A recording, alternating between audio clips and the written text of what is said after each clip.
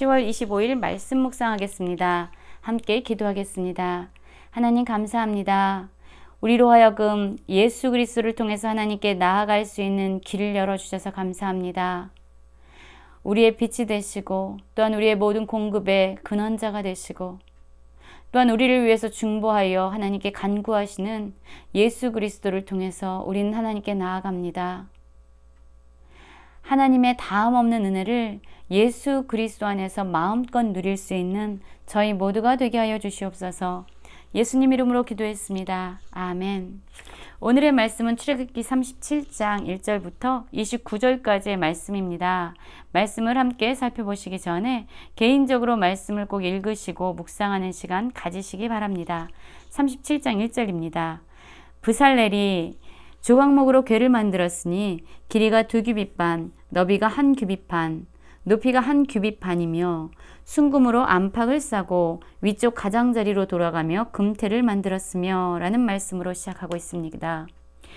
브살렐이 누구입니까? 이 이름의 뜻은 하나님의 보호를 받은 자라는 의미입니다. 그는 하나님께서 모세에게 말씀해 주신 대로 성막과 그 성막의 기구들을 제작하는 기술자이면서 책임자였습니다. 출애굽기 31장에서 보면은 하나님께서 그를 지명하여 부르셨다라고 말씀하고 있습니다. 그로 하여금 성막을 짓도록 부르셨을 뿐만 아니라 하나님의 영을 그에게 충만히 부어주시고 성막을 짓는 데 필요한 모든 지혜와 또한 지식과 총명과 재능을 그에게 허락해 주셨습니다. 그래서 하나님께서 주신 그 사명을 그가 이룰 수 있도록 하나님께서는 모든 은혜를 그에게 주셨던 것이죠.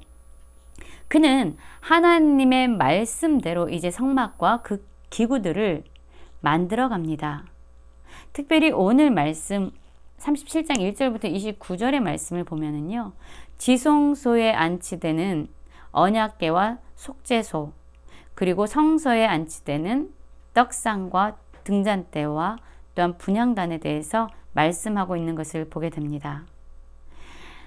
궤를 만드는 그 재료는 조각목이었습니다. 조각목으로 이제 하나님께서 말씀하신 대로 언약궤를 만들게 되죠. 그런데 이 궤는요, 3절을 보면은 금고리 넷을 부어 만들어 네 발을 달았으니 곧 이쪽에 2고리요 저쪽에 2고리며 조각목으로 채를 만들어 금으로 싸고 그 채를 궤 양쪽 고리에 꿰어 궤를 매게 하였으며 라고 말씀하고 있죠. 이 언약궤가 하나님께서 이스라엘 백성을 그 광야에서 인도하시면서 나아갈 때에 언약궤도 함께 그들이 짊어지고 가야만 했습니다. 하나님께서 무력하시거나 하나님께서 능력이 없어서 그들로 하여금 그 언약궤를 짊어지도록 하신 것이 아니라 이렇게 고리를 만들고 채를 꿰어서 운반할 수 있도록 한 것은 바로 이스라엘 백성들과 함께하기 원하시는 하나님의 마음이 나타나 있음을 우리는 알게 됩니다. 언약궤뿐만 아니라 떡상에 대해서도 이렇게 고리를 만들고 그것을 그 고리에 채를 걸어서 운반하도록 말씀합니다. 15절을 보면은요, 이렇게 말씀하고 있죠. 14절부터 한번 볼까요? 고리가 턱 곁에 있어서 상을 매는 채를 꿰게 하였으며 그 조각목으로 상 맬 채를 만들어 금으로 쌌으며 라고 말합니다. 상을 위하여 금고리 넷을 부어 만들어 네 발 위 네 모퉁이에 달았다라고 13절에서부터 말씀하고 있죠. 그렇습니다. 3절부터 나타나 있는 이 언약궤에 채를 걸 고리를 만든 것도 또한 떡상에 고리를 만들어서 채를 걸게 한 것도 운반할 수 있도록 한 것은 바로 이스라엘 백성과 함께 하길 원하시는 하나님의 마음이 잘 나타나 있음을 우리는 알게 됩니다. 그리고 이 언약궤 위에 속죄소가 있습니다. 이 속죄소는요, 바로 다른 말로 하면은 시은 좌라고도 이야기합니다. 머시시에서 은혜를 베푸는 자리 라는 뜻을 가지고 있어요. 하나님께서 죄로 말미암아 죽을 수밖에 없는 우리를 친히 은혜를 베푸셔서 우리를 만나 주시고 죄를 용서해 주시고 우리와 끊어졌던 그 관계를 다시금 회복시키는 그것이 바로 속죄소입니다. 그래서 이 속죄소는요, 그룹들을 속죄소 양쪽에서 안치해 놓았습니다. 그래서 한 그룹은 이쪽에, 한 그룹은 저쪽에.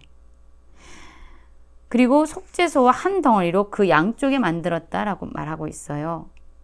그룹들이 날개를 높이 펴서 그 날개로 속죄소를 덮었다라고 말하고 있는데요. 한번 그 그림이, 그 모양이 어떻게 됐는지 한번 볼까요? 바로 언약궤와 속죄소의 모습이 바로 이렇습니다. 자, 여기가 바로 속죄소입니다. 그룹들이 있습니다. 두 그룹이 있습니다. 그리고 날개가 덮여 있죠. 이 밑에 있는 것이 언약궤입니다. 언약궤는 언제든지 운반할 수 있도록 두 채를 고리에 연결시켰습니다. 그리고 이 언약궤 안에는 하나님께서 모세에게 주신 두 돌판, 말씀이 새겨져 있는 두 돌판과 또한 만나가 담겨 있는 항아리와 아론의 쌍난 지팡이가 이곳에 들어 있었습니다. 하나님의 주권, 하나님께서 허락하신 리더십이 무엇인지, 그래서 하나님의 주권이 나타나 있고요. 또한 하나님께서 이스라엘 백성을 광야에서 매 순간 일용할 양식을 먹이신 하나님께서 바로 공급의 근원자이심을 나타내는 만나가 들어 있었습니다. 그리고 하나님의 말씀이 이 언약궤에 들어 있었습니다. 이곳에서 하나님은 은혜를 베푸셔서 이들을 만나 주시는 그런 임재의 장소이자 끊어졌던 관계가 회복되어지는 장소였죠. 이것이 바로 언약궤입니다. 그리고 그 위에 속죄소가 있습니다. 이제 10절부터 보면은요, 떡상에 대해서 말씀하고 있습니다. 이 떡상도 조각목으로 만들어졌습니다. 아카시아 나무의 종류였죠. 길이가 2규빗이고요. 너비가 1규빗, 높이가 1규빗 반으로 만들어졌습니다. 이건 역시 하나님께서 말씀하신 그 양식 그대로 만들어졌고요. 아까 말씀드린 것처럼 이 떡상도 언제든지 운반할 준비가 되어 있었습니다. 하나님께서 인도하시는 곳으로 이스라엘 백성이 나갈 때마다 하나님께서는 그들과 함께 하심을 그들로 하여금 눈으로 목도하게 하신 것이죠. 그 상위에는 또한 여러 가지 기구가 있었습니다. 대접이나 숟가락이나 장과 따르는 병을 순금으로 만들었다라고 말씀하고 있고요. 또한 순금으로 등잔대를 만들었습니다. 떡상을 보면은 공급의 근원자가 바로 하나님이심을 나타내고 있고요. 또한 등잔대는 어두운 곳에서 빛을 비춰주지요. 우리가 나아가야 될 길, 우리가 알지 못하는 그 어둠 가운데서 하나님께서 진리의 빛을 비춰주심으로 말미암아 우리에게 나아갈 수 있는 길을 보게 하시는 그 등잔대, 어둠 가운데 죄악으로 말미암아 물들어서 분간할 수 없는 어둠 가운데 진리의 빛을 비춰주시는 그런 의미를 담고 있는 등잔대를 또한 만들었습니다. 등잔대가 어떻게 생겼는지 또한 떡상이 어떻게 생겼는지 우린 벌써 이전에 살펴보았지요. 등잔대에서 나온 가지 6을 위하여 꽃받침이 또한 있었고요. 2가지 아래 한 꽃받침이 있어서 줄기와 연결하고 2가지 아래 한 꽃받침이 있어 줄기와 연결하고 모든 것이 다 하나의 달란트로, 순금 한 달란트로 모든 기구가 만들어졌어요. 등잔대와 그 모든 기구가요. 그것처럼 한몸된 지체로서의 모습들을 또한 담고 있습니다. 그리고 25절에서부터 보면은요, 이 분향할 제단, 분향단에 대해서 만들어졌다라고 말합니다. 이 분향단은요, 길이가 1규빗이고 너비도 1규빗이고 네모가 반듯한 모습으로 높이는 2규빗으로 만들어졌습니다. 그리고 각 뿔들이 그곳에 제단과 연결되어 있었습니다. 이 분향단 기억나시는지 모르겠습니다. 성도들이 하나님께 올려드리는 그런 기도를 의미하는 향이다. 향이 올려지는 밖에서 하나님을 만나는 것이 바로 우리의 기도를 통해서 가능하다라고 말씀드렸던 것을 기억하고 있는지 모르겠습니다. 오늘 말씀을 보면은요, 지성소에서 안치된 언약궤, 그리고 속죄소, 그리고 성소에 안치된 등잔대와 또한 떡상과 분향단에 대해서 함께 살펴보았습니다. 이 모습은 바로 하나님께서 우리에게 보내주신 예수 그리스도를 상징하고 있습니다.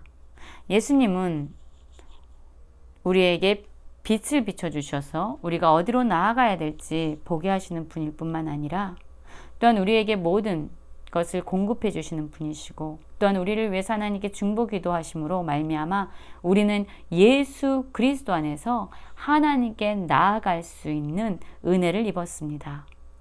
예수님께서 십자가에 달려 죽으심으로 말미암아 우리의 죄가 용서되어졌고 다시 살아나심으로 말미암아 우리는 예수 그리스도의 생명을 가지고 하나님 안에서 하나님의 백성으로 또한 하나님의 자녀로 살아갈 수 있는 은혜를 얻은 자들입니다. 오늘 말씀을 통해서 다시금 예수 그리스도 안에서 하나님께 나아갈 수 있는 길을 열어주신 그 은혜를 기억하고 하나님의 백성답게 하나님의 자녀답게 이 땅을 살아가는 모든 성도님들 되시길 간절히 기도합니다.